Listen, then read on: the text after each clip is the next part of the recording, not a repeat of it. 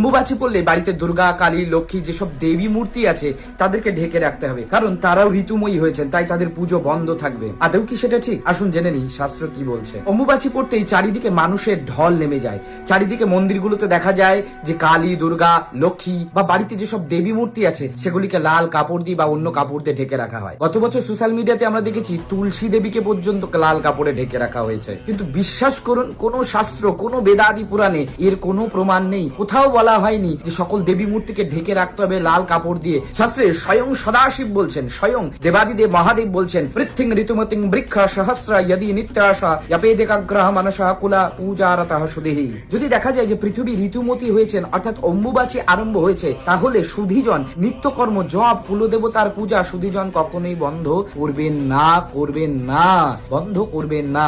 অর্থাৎ আপনার বাড়িতে থাকা দেবী অর্থাৎ কালী, দুর্গা, এদের সকলের আপনি পূজা করতে পারবেন।